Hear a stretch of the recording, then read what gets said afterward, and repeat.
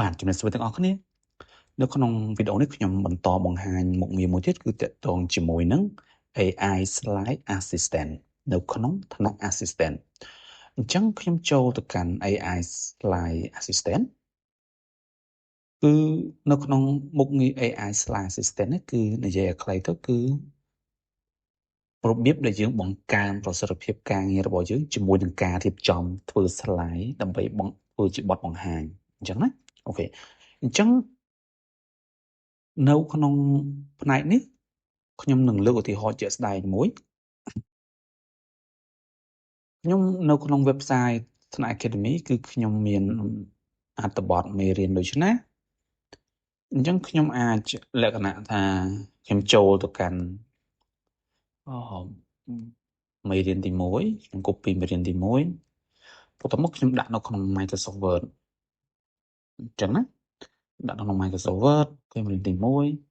បន្ទាប់មកខ្ញុំចូលមួយមេរៀនទៀតទៅជាមួយនឹងគណនីគឺខ្ញុំ copy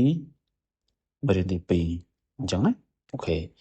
បន្ទាប់ពី copy ហើយខ្ញុំ save វាដើម្បីតែសាកល្បងអូខេខ្ញុំដាក់ថា slide resource ខ្ញុំដាក់ថា content ចុះ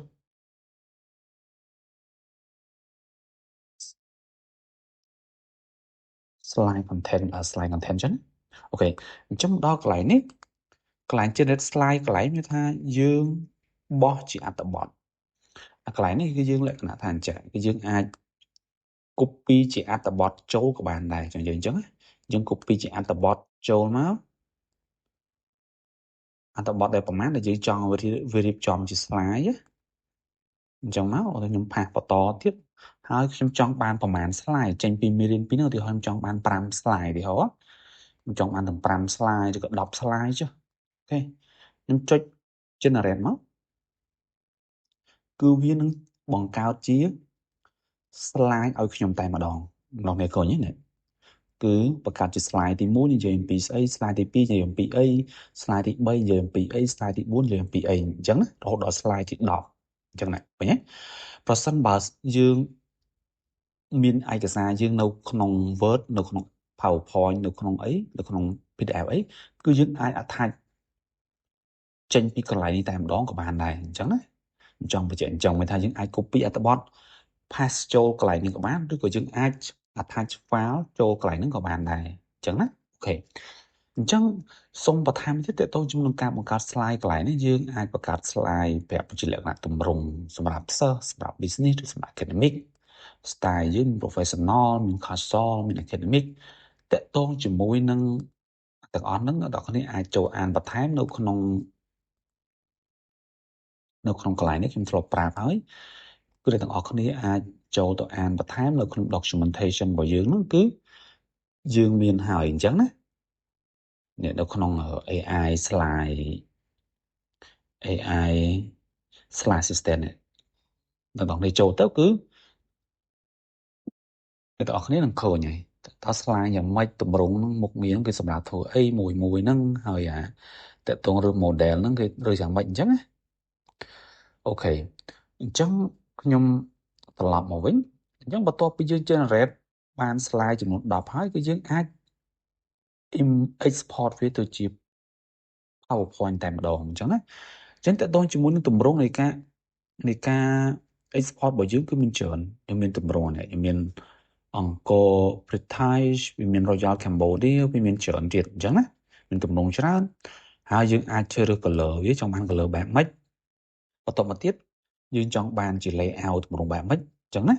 layout ហើយយើងចង់បាន font អីអញ្ចឹងណាឧទាហរណ៍ខ្ញុំចង់បាន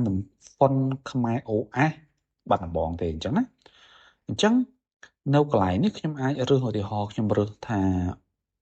អានេះចុះអញ្ចឹងណារើស font ហើយប៉ុណ្ណឹងហើយគឺយើងអាច export បានតែម្ដងមានថាយើងដឹងទម្រង់ដែលយើងចង់បានយើងដឹង color យើងដឹង layout យើងដឹង font ដែលយើងចង់បានយើងអាច export មកដាក់ចូលនៅក្នុងកន្លែងនេះអូខេរួចរាល់គ្នាណានេះបើឃើញណាឃើញទេ slide ដោយសារតែកន្លែងខ្ញុំរើសយកពណ៌អញ្ចឹងយើងអាចដូរពណ៌បានតែយើងចង់ដូរពណ៌ផ្សេងវិញអញ្ចឹងណា ตอนนี้ก็เลื่อนให้อันผมมาที่คือ AI วิจารณ์เอาយើងតែម្ដងគឺយកអត់មានទៅពិបាកគិតសាំញ៉ាំអីច្រើនទៀតទេអានេះ AI វាជួយសង្ខេបជូននឹងតែម្ដងអញ្ចឹងណាខ្ញុំត្រឡប់មកវិញកន្លែងនេះមួយទៀតយើងអាចយកទម្រង់ផ្សេងមួយទៀតហើយយើងអត់ពេញចិត្តទម្រង់ហ្នឹងយើងអាចទម្រង់មួយនេះ color យើងយកពណ៌អី layout ពណ៌អី font យើងយកអីទម្រង់ font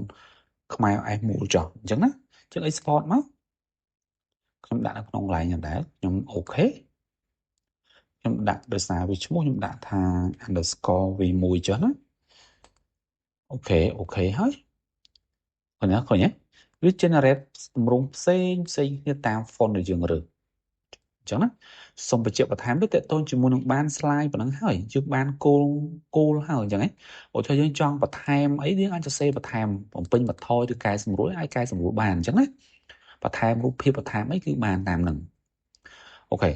វាតើតើជាមួយនឹងការបង្ហាញ slide គឺបែបហ្នឹងវាមានរីរាយមានថាយើងយកអា slide ដែលគេមានហើយយកមកទៅសេមតម្រង់ទៅសេម្ដងទៀតដើម្បីលក្ខណៈថាកុំឲ្យដូច slide របស់គេបេះបិទដើម្បីឲ្យកែសម្រួលអញ្ចឹងណា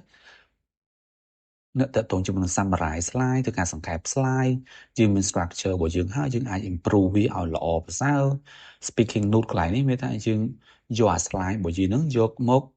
បញ្ចូលដើម្បីអីដើម្បីចង់ដឹងថាខ្ញុំតេស្តកន្លែងនេះមួយចម្រានវាទៅ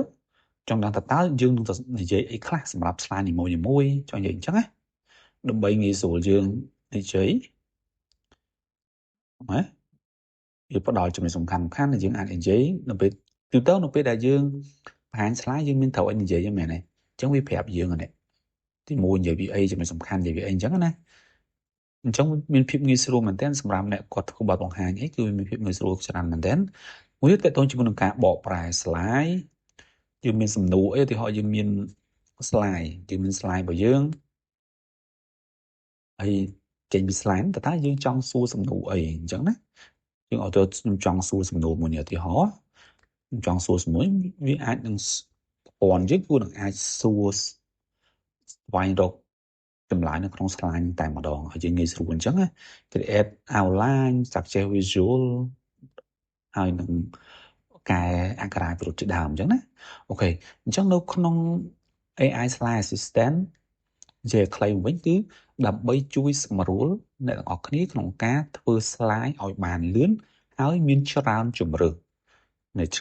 ដើម្បីយើងអាចជ្រើសរើសទម្រង់ច្រើនណាមានទាំងពណ៌មានទាំង layout ហើយនឹងមានទាំង font ដែលយើងអាចជ្រើសរើសបានអញ្ចឹងណាអញ្ចឹងវាងាយស្រួលមែនទែនសម្រាប់យើងអត់ត្រូវការ